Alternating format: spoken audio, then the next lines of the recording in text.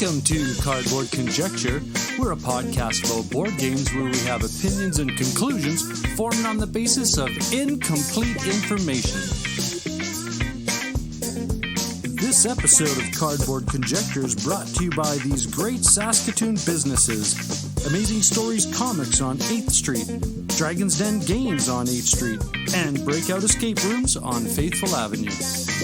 I'm Rob. And on this episode, I'm going to review Cascadia. And I'm going to be reviewing Nemesis.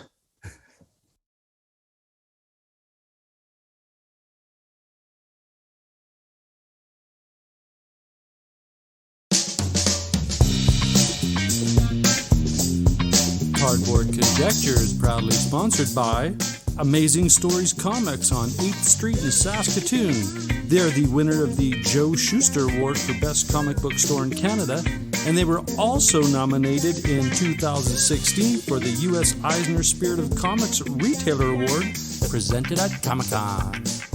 Amazing Stories' amazing collection of comic books, board games, puzzles, and collectibles can be found in their store or on their new online website. And we're back. This is Cardboard Conjecture. Before we start, we always go into some banter, but even before that, there's something that's different. And what's different is that Rob is sitting in for Ryan because Ryan this week has been dealing with COVID that has touched his household. Yes. We're all thinking of Ryan right now. It's kind of crazy, but yeah, I'm happy to come in and sit in his seat for an hour and hold the fort. Yeah. And you're privy to this knowledge because Wednesday you guys usually do your card game live stream, and you had to cancel that one.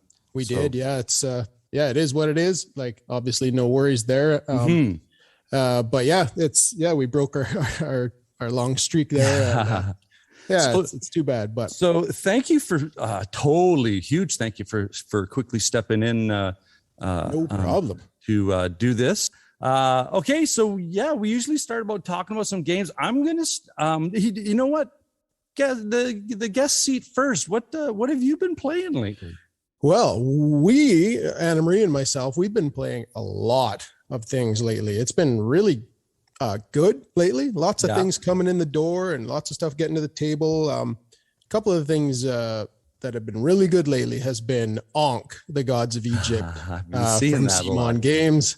Yes, that game is just my type of game. You know, the area control and the minis and the whole meal deal, man, battling gods and warriors, and it's great. It's a fantastic game. If anyone knows the Blood Rage and the Rising Sun, the trilogy, then you know what this game's kind of all about. But this one is so much different than those other two, and it's so great because all three of them are really, really different. I'm a big fan of all three, but this one actually slid in as my number 2 now. It has beat out Rising Sun. This one beat out Rising Sun, but Blood Rage is that's a tough one to beat, but it's good. It's good. Well, and where does it fit? Like, I remember Blood Rage was supposed to be his interpretation or his muse to Risk, and Rising Sun was supposed to be that influence of diplomacy. Now, I don't know where this, if he did that tie-in, because that's what I thought was cool, was, you know, that influential kind of like design push. You know, so, I'm not entirely sure. I'm thinking this one has mechanics, and allies, right? It has mechanics that I haven't played before. Oh, cool. Well, that's that right. Is that's the one that you're talking about, that second and third team up so that they go or become one? Yeah, exactly. That happens. The merging of the bottom two gods become one, and they become like a super god. They're coming after you. And there's also a shared action track where every movement or every action I take affects everyone else at the table. Because it's just the way the actions move. You move closer and closer and closer every time you do certain actions to triggering an event. So if we all like to do a lot of movement, we're going to trigger an event quickly. But if we kind of space it out and I do a few movements and somebody else does adding guys to the board, someone else There's 4 actions on there, but it's for me to choose from. But yeah, if you all kind of do the same thing, you're going to kind of get through the game quicker. It's going to trigger all these different events, and it's really cool. That makes me immediately think of Trajan. I don't know if you've played Trajan before. I have not played that. Yeah, when you do your turn, depending on the amount of tokens on the action spot that you select, it moves this, I would say, collective timer around the track. So if you have a lot of actions, if everybody has a lot of actions on the turn, that turn progresses quickly. And it's a lot of the times you can get caught thinking, oh, I'll get a turn in this round. It's like, no, because the person in front of you just pushed that timer, and then things happen, right? And it's like, oh, you get caught, right? Yeah, that's similar. The cool thing with it though is that you never are left without the action you want, because some games will do that, right? Where you get left like, oh, I really needed to do a movement action this turn, but now it's not available. Yeah, everything's always available. However, because after it triggers an event, it resets, and then it goes back to 3 or 4 movements to trigger another event. Okay, and it just really piqued my interest. It's just really, really cool. It you can always do what you want, but depending on what you do does affect each other. So it's cool. Cool. Yeah. I don't own any of those. I've played Blood Rage a couple times, totally enjoyed it. And once that I figured out that it's a card drafting game more than anything. It is. Right? Yes. What's going on the board is a result of what you choose with your cards. I've not played Rising Sun. I love that idea of alliance systems and just that strategic when to start one, when to dive out of one kind of thing. Yeah. And this intrigues me from the thematic point of view. Like that it is neat. Yeah.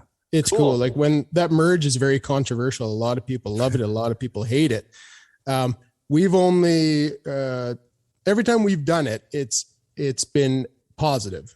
It hasn't had a really negative feeling because it's kind of like a 50-50 split. So when the merge happens, sometimes that god comes out from underneath and wins it, and other times whoever was in front wins it. But so it's not like it's broken. It seems to kind of work either way, and it really depends on who you're playing with too. Because if those two people get combined and there's one strong-headed person, they'll kind of control everything. So as long as you kind of work together, it's still fun. It's good. Yeah. For me, sometimes controversy about a game usually indicates that there's a unique mechanism at play. Absolutely. That people either grok right away or don't grok right away. And those who don't grok it are the ones that are going, it's broken. It's like, you didn't figure it out. You didn't solve that. You didn't get that locker combination fast enough. That's right. No, it's good though. I recommend it. And that merge thing can be left out too. So there's that. And it's Simon, so it probably has a lot of real cool minis. Oh, does it ever? I've got boxes and boxes of minis up here. Oh, there's so many cool ones. Actually, there's really funny. One of my minis came without a head. It's really funny.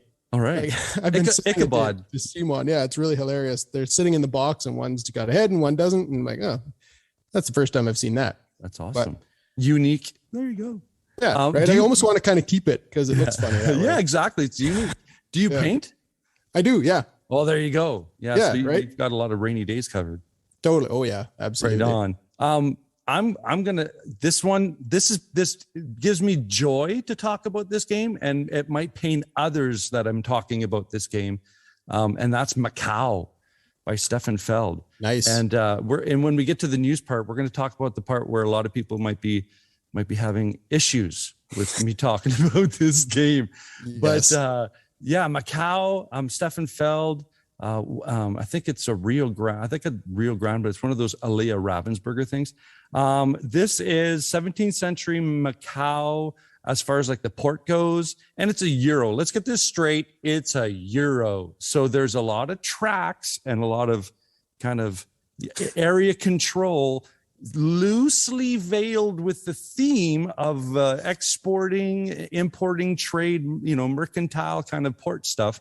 But what's really cool about this game is the way he uses the dice and this win rose. So what happens is, so set the stage. You're trying to, on the right-hand side of the board, you've got this kind of cityscape with all these products that are going to cost you different colored cubes, and these different colored cubes represent whatever you want. It's a euro. It's cubes. And then on the other side, the center part of the board is where your boat goes to do all this, the mercantile shipping and trade to all of these different locations. And each location has a set of 3 required goods. It could be silks, it could be porcelain. And those come from your ability to claim them in the city area. So that's how that engine starts to work, where these turn into points, and then these points can be, manufactured into export points. And what you're doing each turn, and there's 12 turns, and it's easy to know that because every turn 2 cards come out and you do a card draft thing. Now, as far as your role in this game, you're a mercantile businessman, and you've got your player tableau that has a certain amount of contract spots available to you. And each top of the round, you have to take a contract.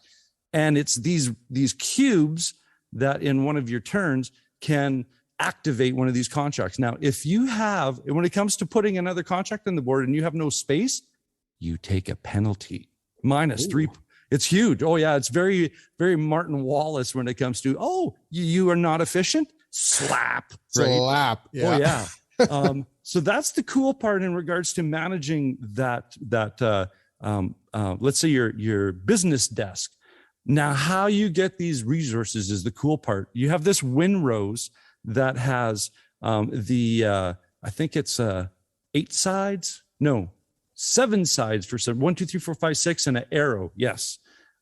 So when at the top of the turn, you roll these dice that are 5 different colors, 5 or 6 different colors. And these colors represent the resource cubes. Now the numbers represent the amount, but also the round that they come out in. So if I have this Winrose, that's the arrows pointing at a blank space, which is the cubes you can use on that round. Mm-hmm. I roll the dice, maybe have a 1 green and a 2 blue and a 3, you know how it's working, like a 3, 4, 6 gray. If I get to take 2 dice, I can invest in the future and take 6 gray and put it in the 6th slot. And as each turn goes, I slowly get to that future, investment of cubes. Right. And so you have to balance this out, because when you turn that Winrose into the next slot of cubes, if it's empty, you take a penalty.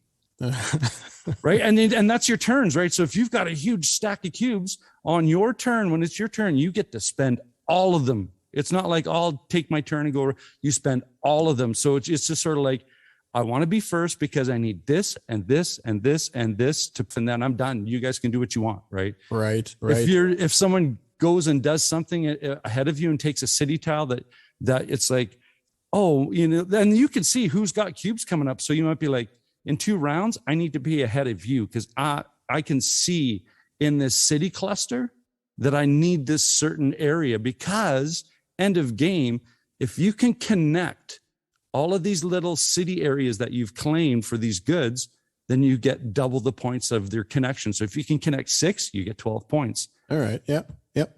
And then boop, game's done, right? So yeah, this game is so awesome. It is one of my favorite, I'd say, it's probably my favorite Feld game. And then there's Castles of Burgundy.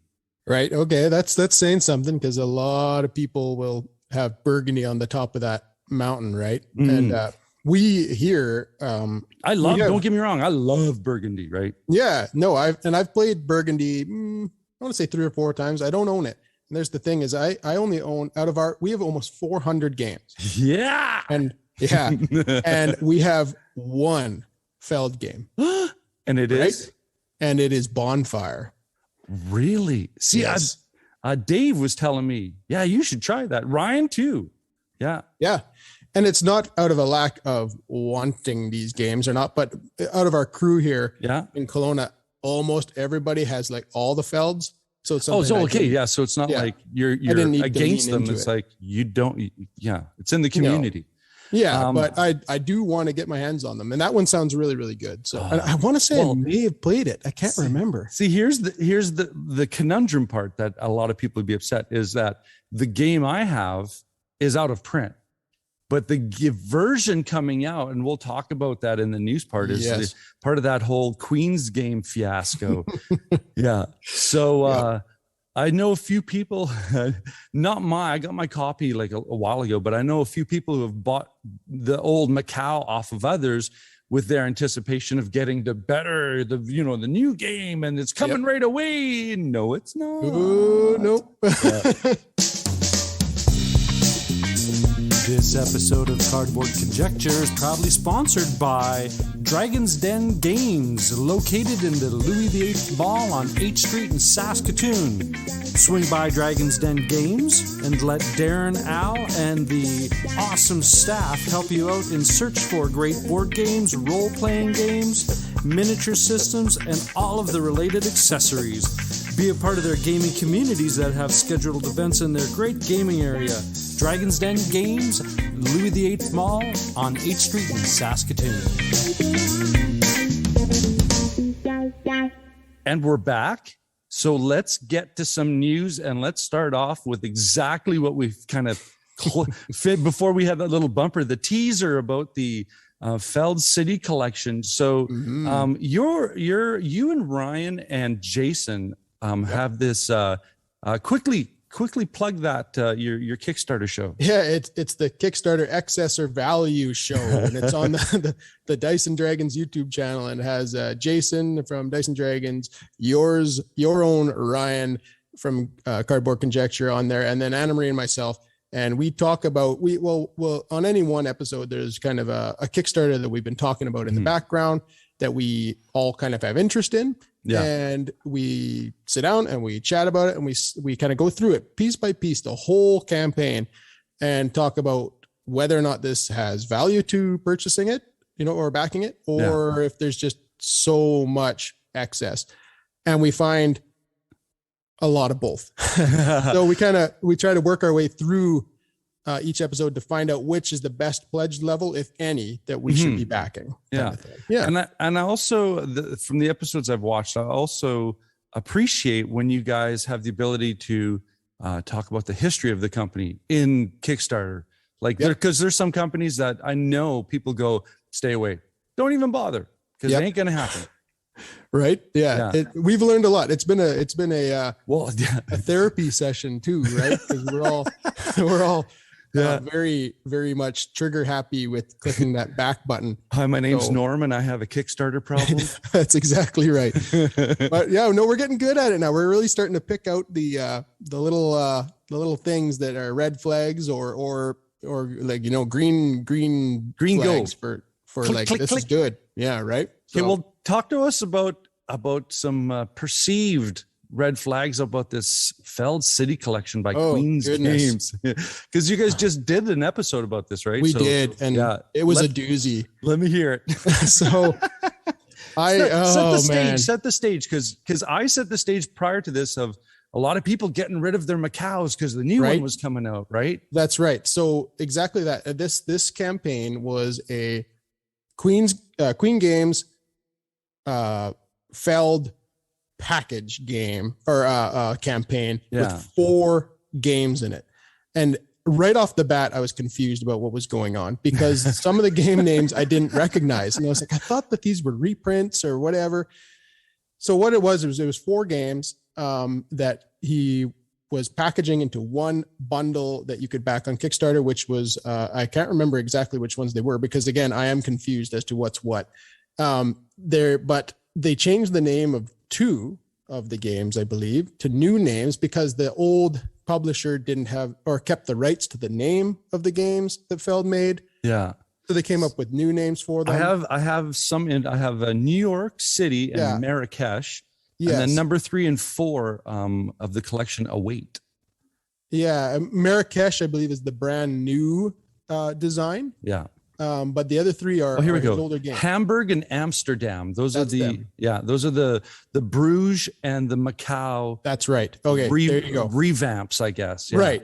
So, again, it was very confusing out the gate. And what they have is because that's really good when you want to have people invest in your idea, right? Well, when I heard that this was a thing, I was like, oh, this is my chance to get in on the Feld stuff because we're way behind on it, right? Why not just do this one big thing and I'll get all 4 of these games that everyone apparently really, really likes. But I was, very mistaken here. So we went through this whole thing, and there you can buy the games individually. You can buy them in packs of 2, or you can get them all the way up to the 4 set. Yeah. And there's deluxe versions and there's regular versions, but they called them the classics. And there's this thing too. So they called like Marrakesh City Classic, Collection. Yeah. Right. And that game it's just coming out. And so they labeled all their stuff classic, where they should have just labeled it like, I don't know, more or less retail is what they're talking about. So basically they took an adjective and turned it into a noun. Yes. Right. And it's all over the map. So they do have retail versions of these games on there, and they're okay priced, but the actual good looking deluxe versions of these games is what everyone's going to be, interested in. It's got really nice components. And just the box cover art is really cool, and they all match together on the shelf. But these games were coming out Canadian for all 4. Yeah, I'm waiting for this, including shipping, over $1,000 for these 4 games. 4 games of Stefan Feld, classic Euro kind of games, $250 a piece. And this is for the upgraded, the metal coins. These are they're deluxe versions. Yeah, but they're like the good looking version. The other versions were kind of like, okay, but and I'm scrolling through. To me, I mean, if you give me some good cardboard, I have one of the Alea Castles of Burgundy with the really thin, flicky cardboard. I still love it. I'll play it because it's the mechanism, right? Sure. So, yeah. But the gall of the whole thing, just there's no, in my mind, you just can't. None of those games, it doesn't matter which one, they could be made of gold. They're not worth $250 a piece. Yeah. It's just, it starts getting. And it's a Euro, right? It's not like you're buying like a Warhammer, coffin box game, right? No. And it was just the whole campaign. We talked about it for well over an hour on there about all the different things, all the different pledge levels. None of them really made sense. It was like the low pledge levels kind of was okay. Here's a funny comparison. How many Kingdom Death Monsters could you buy for that price? Right? No kidding. It's unbelievable. 2.5, I think 2.5. Absolutely. Yeah. And just like, not a chance. I could back like Chronicles of Drunagor and Lords of Ragnarok. All these big epic games, and probably be slightly cheaper than that. So like I could get 4 games like that for less money. Now, how is their campaign going? Horribly. So there you go. They crossed the line, I guess, right? Right. They had run that first Kickstarter where they had. Well, tell me about this whole delay thing. It's like, because of cargo boxes, we're going to delay the shipping and then send it all out. That's right. Like, I got to wait another 2 years. Right. So there was a separate Kickstarter Feld thing that went on, and I believe Ryan backed it. That was months ago, or maybe a year ago. I don't remember when that happened. And they sent updates to the pledgers that, we're also doing this other Kickstarter with more things, and we're going to delay everything on the Kickstarter that you guys back so that we can focus on the other one. And so we're not going to do anything until all of the next one is wrapped up, and kind of ship everything together and all this. And because shipping was costing so much, right? They wanted to recover some money. And I'm like, that's exactly it. Not on the backs of your funders. No. Like how on earth is that the problem of the backers? Like, are you kidding me? Yeah. So Ryan, he canceled his pledge, got his money back, I believe. Yeah. And then he was looking at this one. 92% of it. Yeah. Yeah. And he was looking at this pledge to hopefully get in on it. But then when you look at the numbers, I don't remember how many backers there were for that original one, but quite a few, as far as I understand. Yeah. And then you look at this new one, and for every pledge level, there was, I want to say there was 10 or 12 different pledge levels. It was ridiculous. Yeah. It was so unorganized. And each one had like 51, like 29, 101. Like, See, and here's hundreds of backers. We're not talking thousands, hundreds. Here's my next kind of like red flag. You just mentioned that there's so many different levels. So many. If this is confusing, how is fulfillment going to be? Oh, it's not good. You're lucky if you get the game that you ordered. Oh, you're going to be lucky for sure. This whole thing is one big red flag when you look at it, and you can just tell that there's a problem somewhere within the organization or something going on. People are like wanting too much money. I think I don't know what it is. It's just like I hope it's not down to just simple greed. I don't know. Honestly, it was the most confusing and annoying Kickstarter that I've done yet, or that I've analyzed. Everything about it was wrong.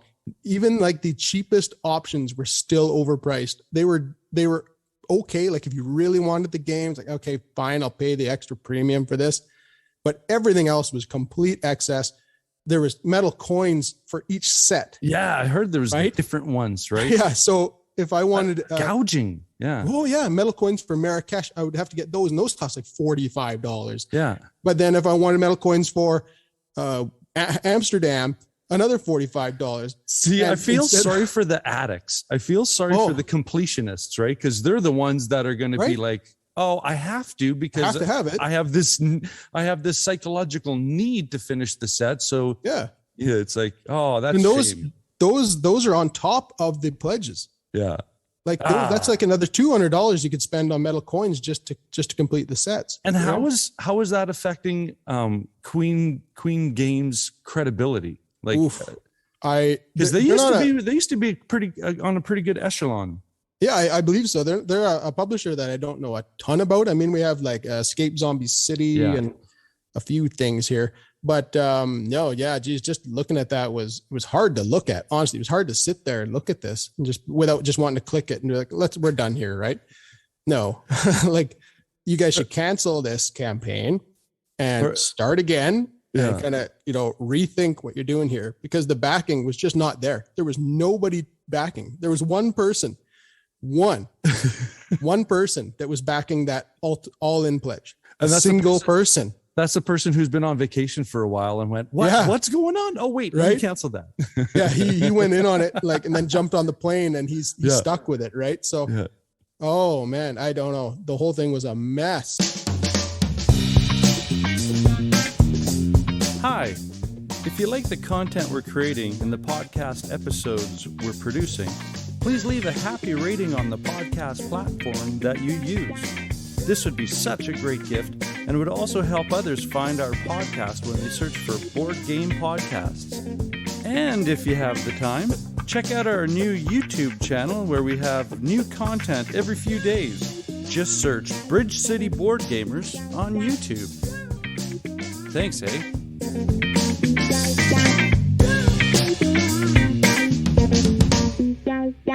And we are back. Thank you so much. This is Cardboard Conjecture. We're going into some reviews. And before we get into reviews, just want to highlight the way we approach reviews. And because being teachers, we like to have things very detailed and formatted and structured. And okay. We like to control the bullet flow. Points. And, we have a 4 kind of segment area. The first one, game details, because you have to introduce the lesson with some proper details. And then we go into the second part is overview and the nuts and bolts. And we don't spend too much time, but enough time to provide a context as to what's going on about the game, because we're there to talk about our opinions rather than give you an overview. So, and then that's the third one is our opinions.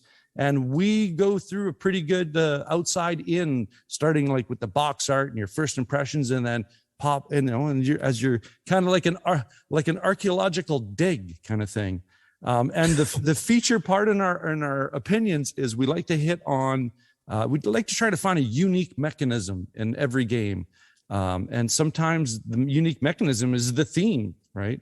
And then we finish off with our conclusions, which is our last kind of, a lot of the times we have this thing that we call top shelf, middle shelf, bottom shelf, or the trade pile.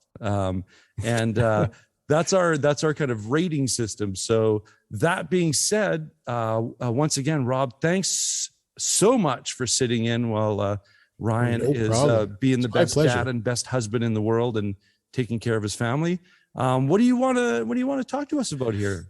I am going to review Nemesis from Awaken Realms. This is a 1 to 5 player game. It takes about 90 to 180 minutes, which may or may not be correct, especially since I've only played it once, and that was last night.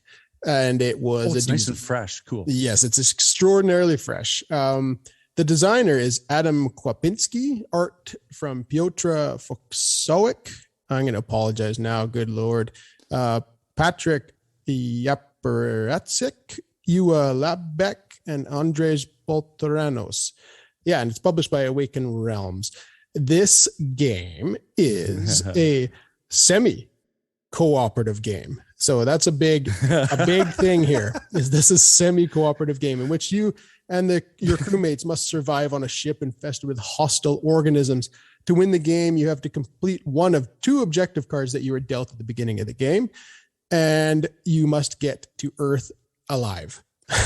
You will find many obstacles on your way, such as swarms of intruders, which is the name given to the alien organisms by the ship's AI system, and the poor physical condition of the ship itself, agendas held by your fellow players, and sometimes just pure cruel fate.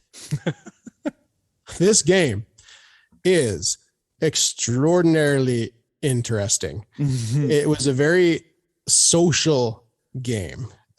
So let's talk about the mechanisms. So this is a minis based game. You are on a ship, not unlike the ship from the original Alien movie. Yeah, let's put it out there. This is Aliens without acquiring the IP. Yes, it's a combination of Aliens and Alien. Yeah, okay, cool. One, yeah, because it's the same kind of idea as Aliens, where there's lots of aliens, but you're up on a ship. There's nowhere to go. So yeah, you're on the ship and your crewmates, you bust out of your cryo sleep and there's alarms going and lights flashing and chaos has erupted on the ship and you're not sure why. And then the AI system is telling you that there's intruders and you're trying to figure out what that means. And you find out in horrible ways what that means. And so you can picture it's like all chaos on this starship.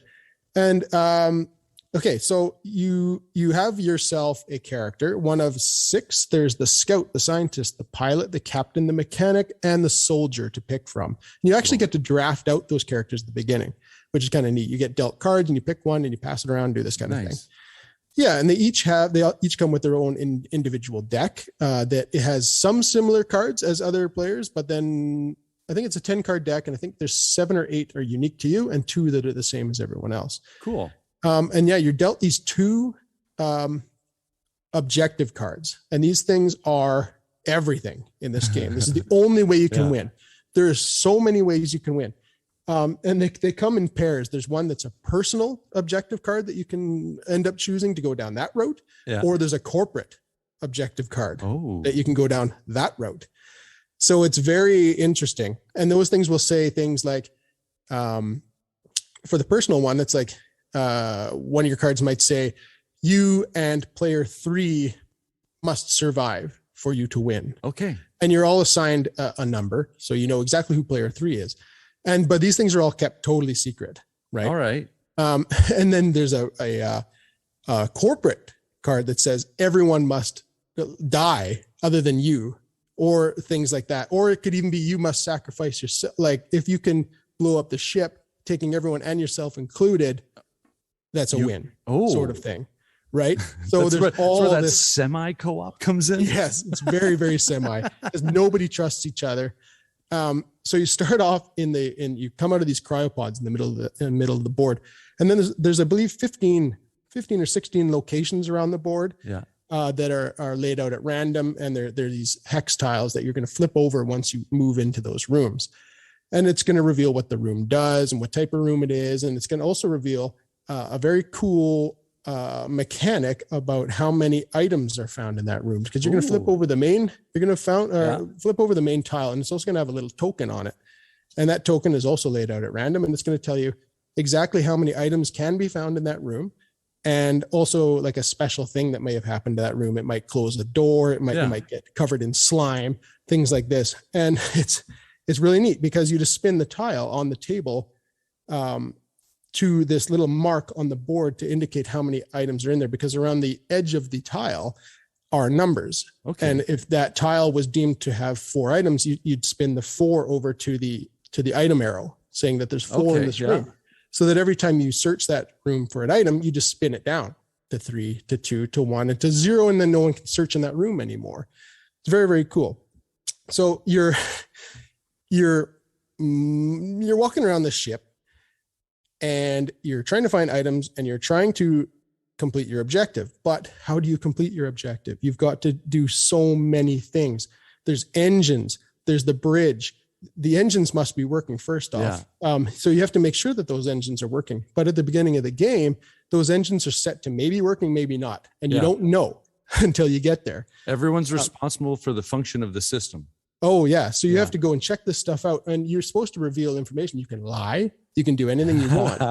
So if I go down to the engine room and I'm like, I'm going to go down and check it out, and I flip it over and I see that it's broken, I can say, it's good to go. And I can put it back. And they don't have to believe me.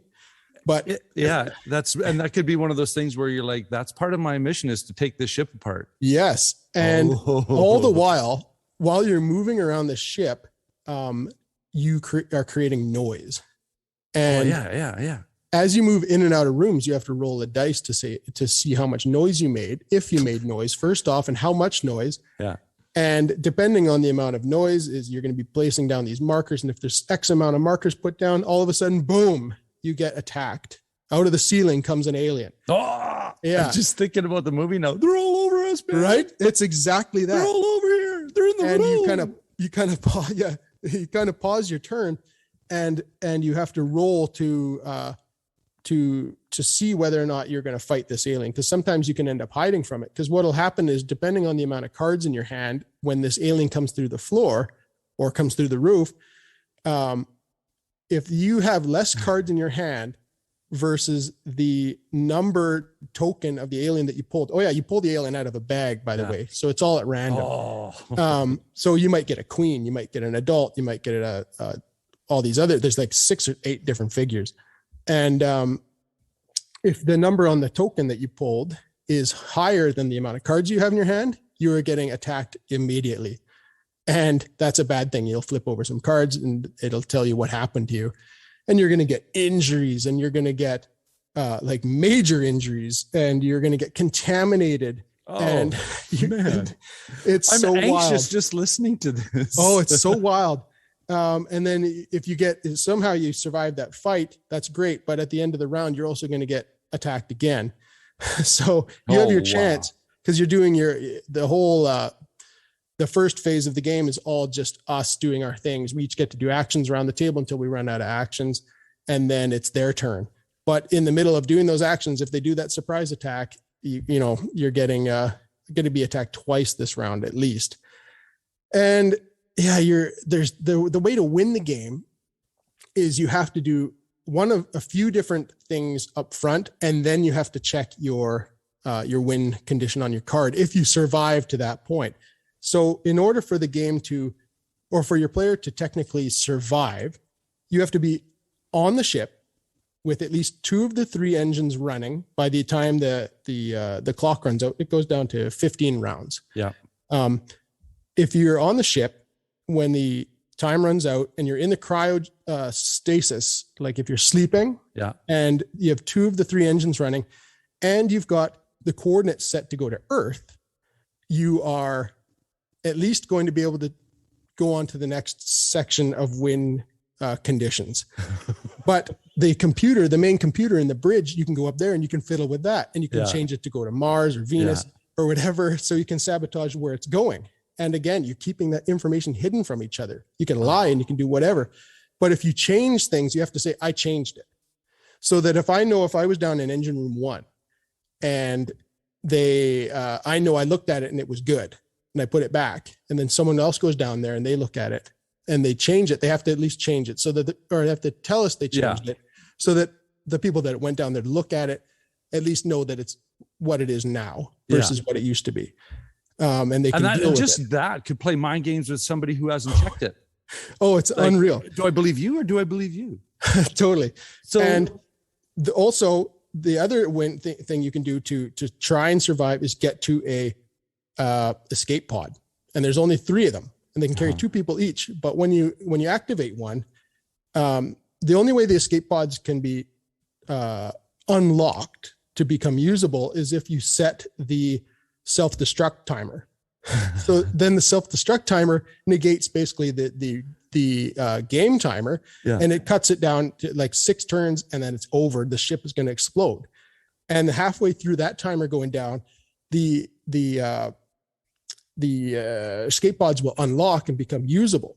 But you have to get to the bay that allows you to get to them, and you can't be fighting an alien, and you have to get in these things and shoot out into space and hope that your win conditions are going to be met after that.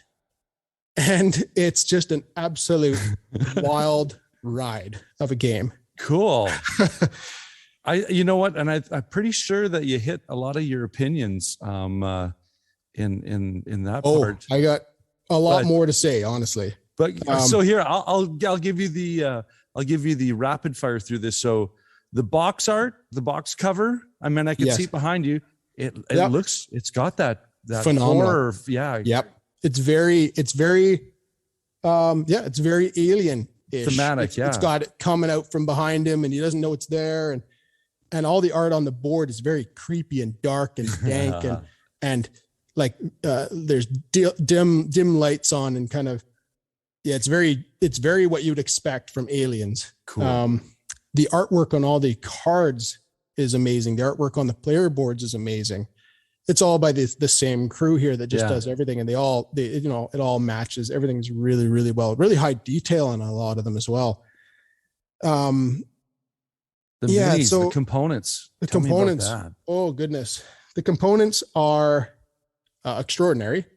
The minis, there's a queen alien in here that's about 4 inches tall, or 5 inches tall. Then there's 3 or 4 different minis representing the adult aliens. So it's not just the same one all over the place. You can have all the different ones. Then there's the larvas and these creepers and crawlers. And it's so cool that way. The components are excellent. Yeah, it's so good. Then there are little markers that go on top of the numbers, and they're like those little, like a viticulture glass beads that light up whatever's underneath them and make it look bigger and brighter. It looks really cool. They look really nice on the table. Cool. The rule book is long and extensive.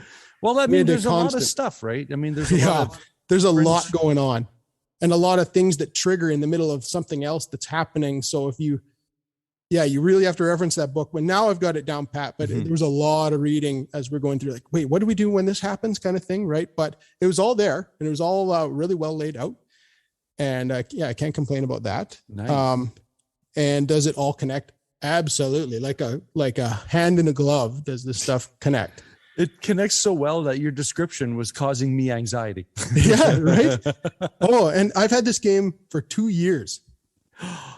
And you finally got it on the I table. played it last night. Yeah. And I was like, why? How have I waited this long? Well, I mean, you pointed out you've got a big collection, so things got to take their turn, right? Right. And there's one really cool thing in this game too. Yeah. Where you can get infected. You get these infection cards from various things.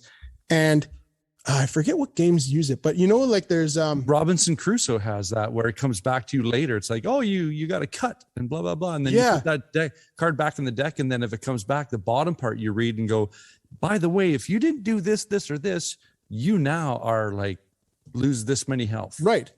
So what happens in this is even if you say you survive, and you've gone all the way to the end, of the ship's on its way to Earth, and you're doing your best, you then have to check your contamination, because you may die before you get there. And you get these cards, the contamination cards, and they all have a secret code on them. And you're going to take that card out of your deck, whichever ones you have in your deck, and you're going to throw it into the scanner. And it's got the red, cellophane or whatever that is. Yeah. And it'll show you whether or not that blood sample you just put is infected or not. Nice. Yeah. And that will have a huge bearing on whether or not you'll survive and be able to check your win conditions.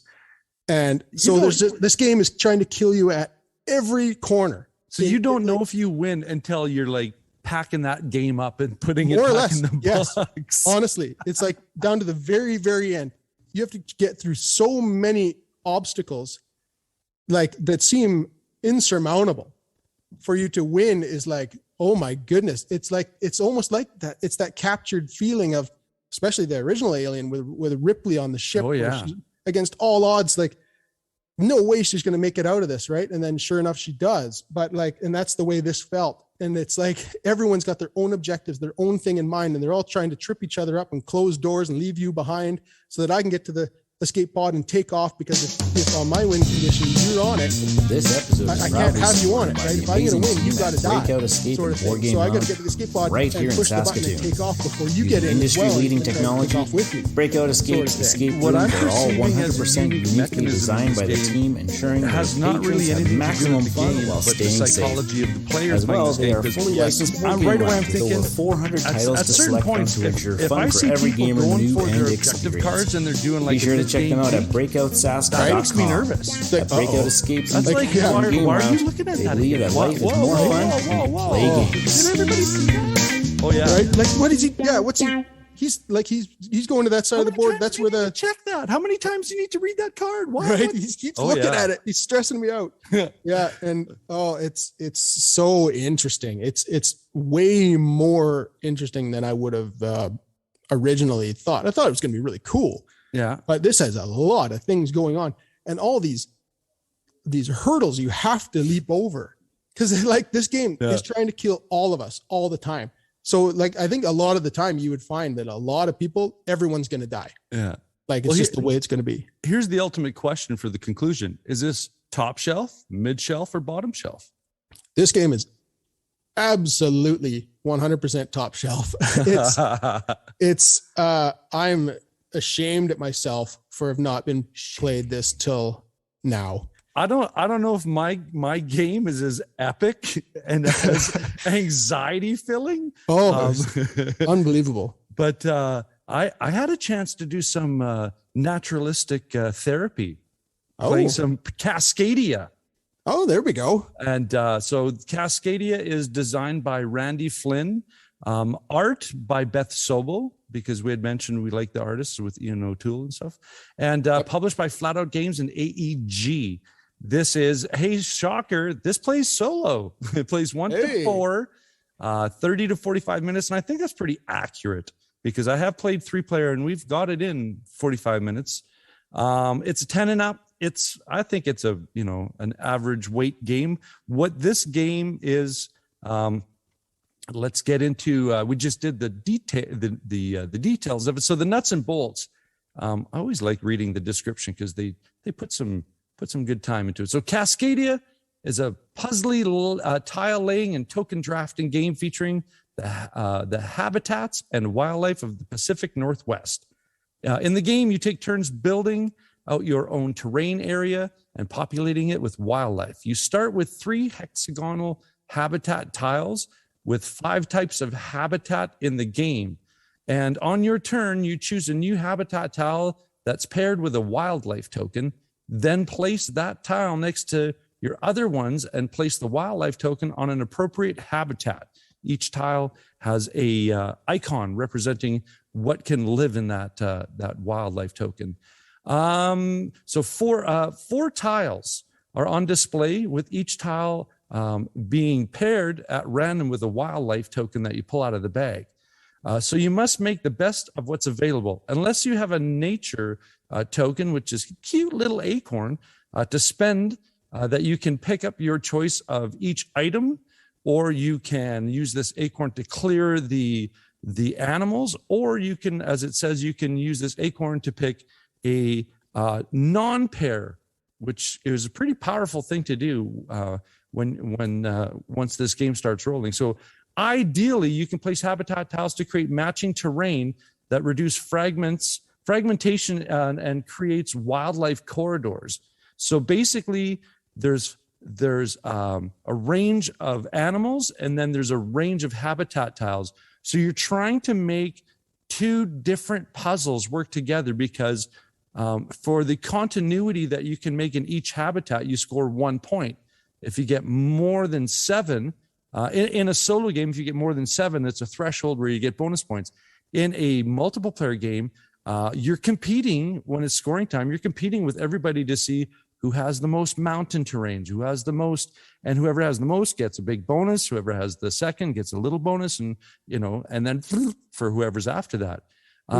So there's that part of the terrain. Now with the animals, very much like tiny towns, you've got a set of cards with each species, and each species has I think 6 different cards that you can select from, and you're trying to populate the habitats with a certain design or certain configuration of these species discs. And so sometimes bears like to be by themselves. Sometimes there's a mama and a cub, so you have to have trios.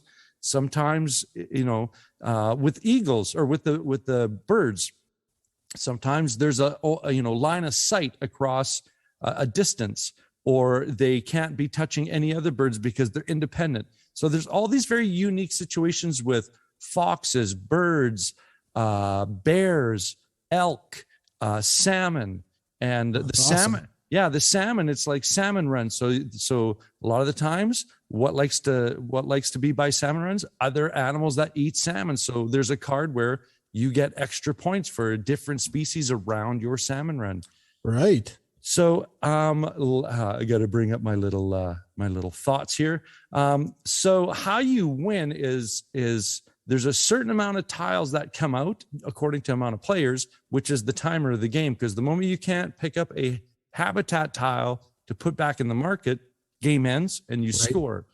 So the scoring is you score per card for your species of animal, depending on the configurations and patterns. Then the bottom half is you score your habitats, who has the most connected habitats and first, second placements in that. And you get, if you have acorns left, they're points too. And that's pretty much how you score your points. Now, let's get to some opinions outside in. It's Beth Sobel. So it's going to be gorgeous. Absolutely. It is gorgeous. It's the Pacific Northwest. So speaking of that region, you live in that region. Yep, that's my backyard, literally right there. Yep. It's and I'm from the prairies, and every time I need to harmony, get back to recharging my batteries, I love going to the mountains because it's probably 8 hours away. And so that just the aesthetics on the box to me nostalgically bring me into all those connections I have with all of that gorgeous environment. Absolutely. So the components, it's pretty straightforward. It's very much the tie-in, and I'll talk a little bit about how Calico kind of connects with this, but it's a hexagonal tile, and you've got wooden discs with gorgeous art and images. So the components, bang on. Rule book and readability, layout. This game is so intuitive. Because that's what I've heard from everyone. I can't believe I didn't get this. It's just, here's the market. You pick a pair, and if you have an acorn, you can pick a different pair. And then you repopulate, and then it's your turn, and you build this puzzle. Now, a lot of people go, oh, it's, all these little independent things. Well, maybe not, because if I see that it's like, wow, you see that bird there that you really need to trigger a lot of points? I'm going to take that bird. Right. And I have to put the habitat tile. I don't have to put the animal down. So just like Seven Wonders, where you could take a card and just burn it for gold. Right. Be like, hey, you know what? This bird didn't make it. Oh, and you needed it, and one didn't come out of the bag. Oh, I'm so sorry. Right. So that's the interaction you can have, which is fun sometimes, because you can just eyeball someone and go, "Don't touch that bear. Don't touch that bear. That's my bear." Oh yeah, exactly right. And they'd just be watching you. It's like, that's the last cookie. That's the last cookie. And then lick the bottom and put it back. Totally. So the game system and game style, it's an abstract game that cleverly connects the theme to it in such a way that you can understand the puzzle that you're trying to solve. I think if that makes sense. Yeah, totally. You can see the cards, you can see the patterns that you need to develop, you can see the options that you have in your market, and you can see how you're able to, as far as abstract wise. And you love the abstract stuff too. I do. Yeah. So you would totally dial this one in. I know. I don't know how I didn't get this. I just, now the unique mechanisms, we always like to talk about that. And I think what's unique about this isn't necessarily that they're doing things different.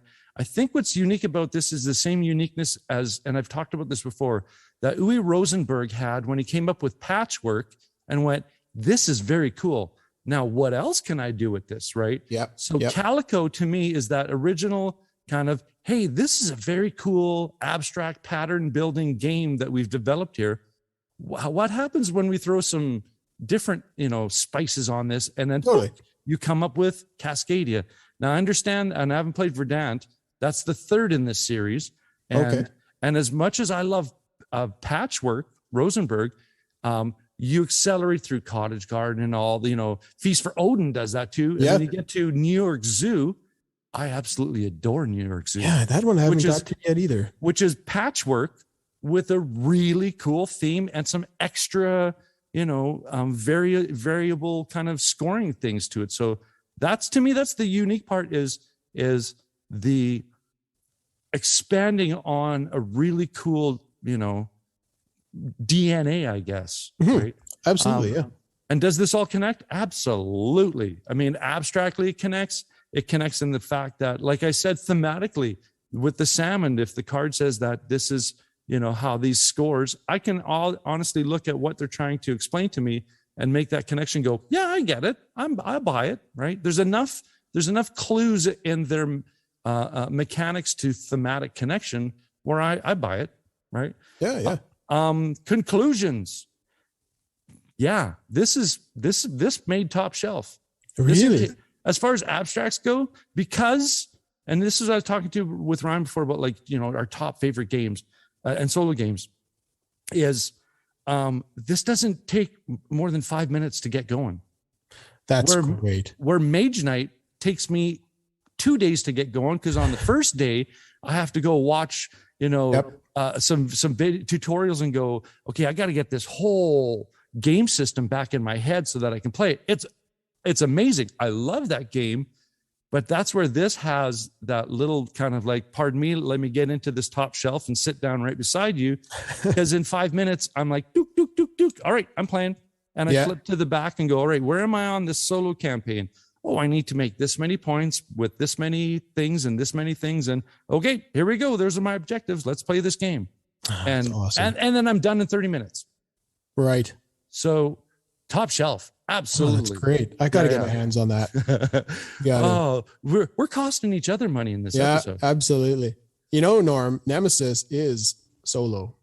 I know. As you were talking about it, I'm looking at him going, here we go. Here we go. It's got a little extra deck that you have to use and stuff, but I think it'll play very similar. Well, and here's a plug to one of the local places in town that we posted this on our Bridge City Board Gamers Facebook, is King Me Board Gamery does board game rentals now.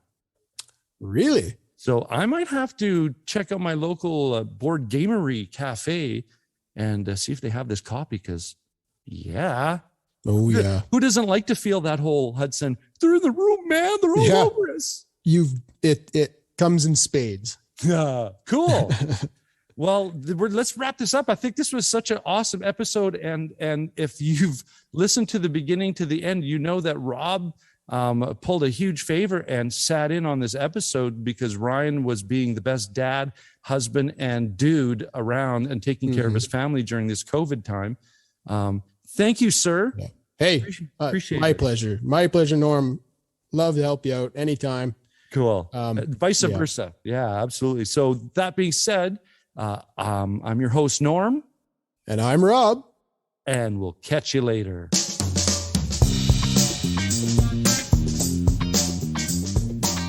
This has been an episode of Cardboard Conjecture, and we are Bridge City Board Gamers. And you can find us on Facebook at Bridge City Board Gamers Saskatoon. You can find us on YouTube, Bridge City Board Gamers. We are also on Twitter at BC Board Gamers. And of course, Board Game Geek Guild number 3039.